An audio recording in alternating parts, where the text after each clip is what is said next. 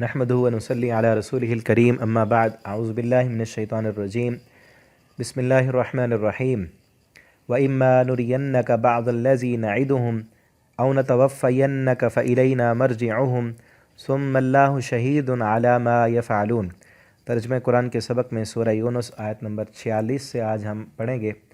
व इम्मा नुरियन्नका, और अगर वाकई हम आपको दिखा दें, बअदल्लज़ी नइदुहुम, बाज़ वो चीज़ें, नाइदुहुम जिनका हमने आपसे वादा किया है, यानी क़यामत आनी है, क़यामत के पहले की निशानियाँ हैं और आखिरत है, जन्नत है, जहन्नम है।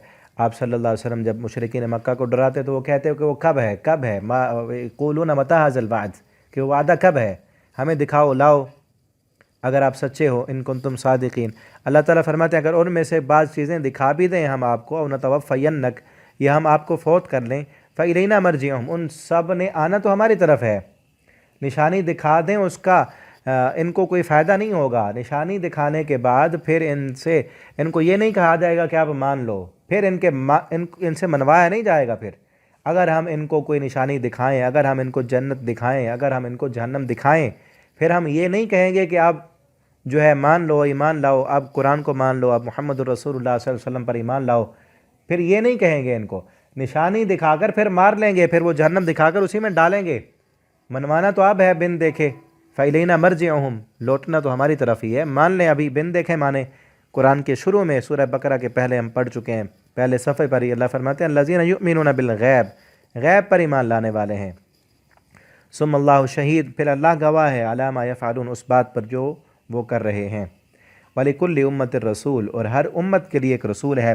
फ़इज़ा जाअ रसूलुहुम, बस जब आ जाता है उनके पास उनका रसूल, क़ुज़िया बैनहुम बिलक़िस्त, फिर उनके दरमियान फ़ैसला कर दिया जाता है इंसाफ पर। वहुम ला युज़लमून, और उनके साथ जुल्म नहीं किया जाता।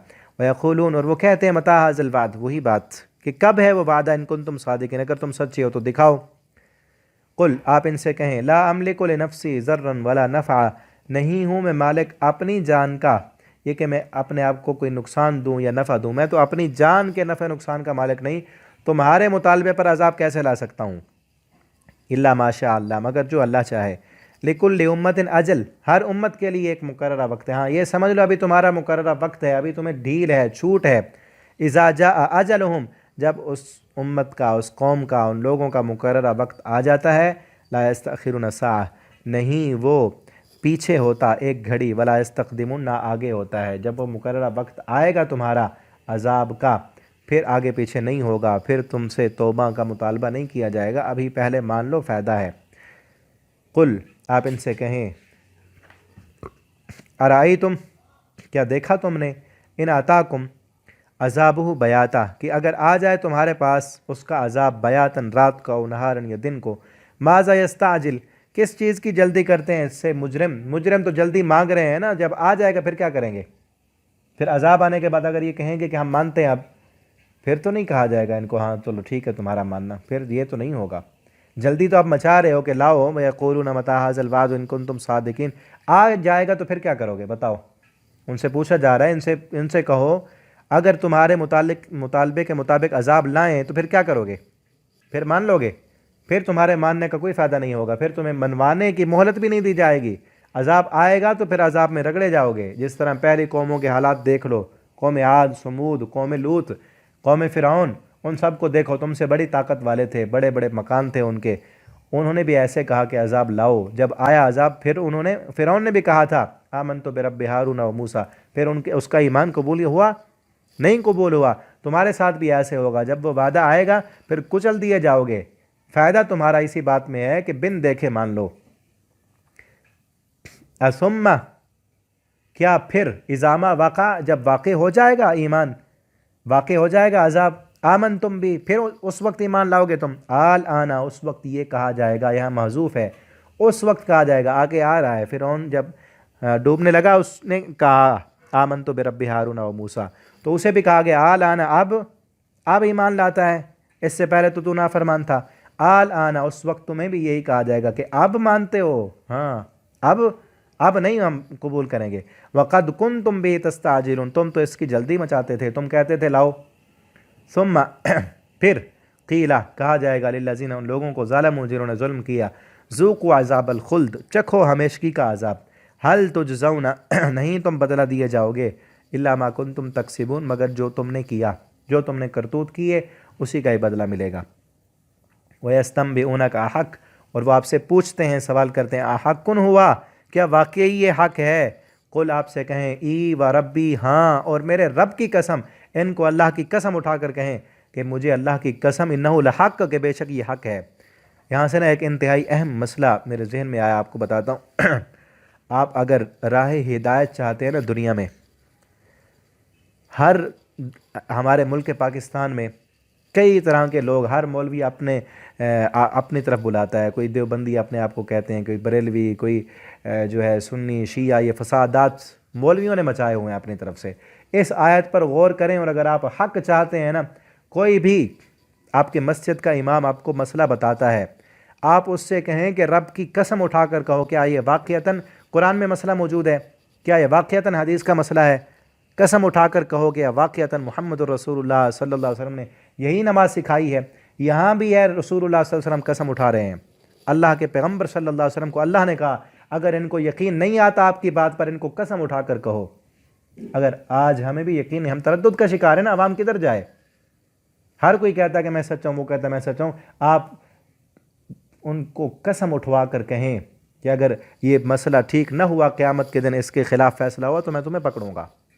اگر ذرہ بھی کسی مولوی کے دل میں آخرت کا خوف ہے نا، تو وہ اگر جھوٹا ہے تو قسم کبھی بھی نہیں اٹھائے گا۔ اور اسی طرح ایک اور حدیث میں بھی آتا ہے، نبی کریم صلی اللہ علیہ وسلم کے پاس ایک دیہاتی آیا، اسلام ابھی اس نے قبول نہیں کیا تھا، اس نے سنا تھا کہ محمد صلی اللہ علیہ وسلم نے اسلام کا دعویٰ کیا ہے، نبوت کا دعویٰ کیا، آپ کے پاس آیا اور آپ سے کہا آپ اللہ کے رسول ہیں۔ پھر پہلے پوچھا کہ رسول کون ہے تم میں سے؟ آپ صلی اللہ علیہ وسلم نے فرمایا کہ میں ہوں۔ اس نے کہا ہاں آپ اللہ کے رسول ہیں؟ اس نے کہا ہاں۔ پھر وہ آپ صلی اللہ علیہ وسلم نے فرمایا جی کہ میں اللہ کا رسول ہوں۔ پھر وہ دیہاتی کہتا ہے اللہ کے پیغمبر میں دیہات سے آیا ہوں، میں چند جو ہے نا آپ سے سوال کروں گا، غصے میں نہیں آنا۔ آپ صلی اللہ علیہ وسلم نے فرمایا ہاں سوال کریں۔ اس نے کہا کیا آپ کو اس آسمان کے رب نے، وہ رب جس نے آسمان بنایا، جس نے پہاڑ بنایا، جس نے جنگل میں درخت اگائے، جس نے یہ ساری چیزیں بنائی، اس رب نے تمہیں رسول بنایا ہے؟ آپ نے فرمایا ہاں۔ پھر اس بندے نے کہا آپ اس رب کی قسم اٹھائیں جس نے آسمان کھڑا کیا، جس نے پہاڑ بنائے، جس نے درخت اگائے، اس رب کی قسم اٹھا کر کہیں کہ آپ واقعتاً اللہ کے رسول ہیں۔ اس نے آگے جو مسئلے پوچھے، نماز، قرآن اور دین کے احکامات، قسمیں اٹھوا کر نبی کریم صلی اللہ علیہ وسلم سے وہ پوچھے کیا اللہ نے، اس رب نے 5 نمازیں فرض کی ہیں جس نے آسمان بنایا ہے؟ قسم اٹھا کر کہیں۔ آپ صلی اللہ علیہ وسلم نے اسی طرح قسمیں اٹھا کر اس کو کہا۔ پھر اس دیہاتی نے بھی کہا کہ آپ نے جس طرح قسمیں اٹھائی، اب میں بھی اس رب کی قسم اٹھا کر کہتا ہوں اگر آپ سچے ہیں، میں ان نمازوں میں جو چیزیں آپ نے بتا دی اس میں کمی بھی نہیں کروں گا، اس میں اضافہ بھی نہیں کروں گا۔ وہ گیا۔ پھر ایک اور حدیث میں آتا ہے وہ تھوڑا سا آگے گیا، آپ نے فرمایا اگر اس نے سچ کہا تو یہ جنتی ہے۔ تھوڑا سا آگے گیا، اونٹنے سے گرا، وہیں پر شہید ہو گیا، ایک نماز بھی نہیں پڑھی، کوئی نیکی نہیں کی، جنت میں گیا۔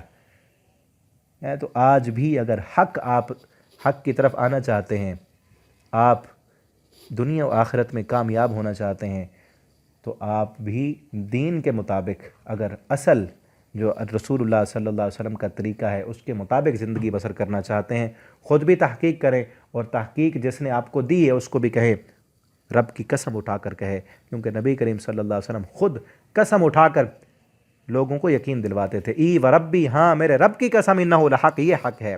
آپ بھی آج مسئلہ بتانے والے سے کہیں کہ آپ رب کی قسم اٹھا کر کہیں یہی سچ مسئلہ ہے، یہی حق ہے۔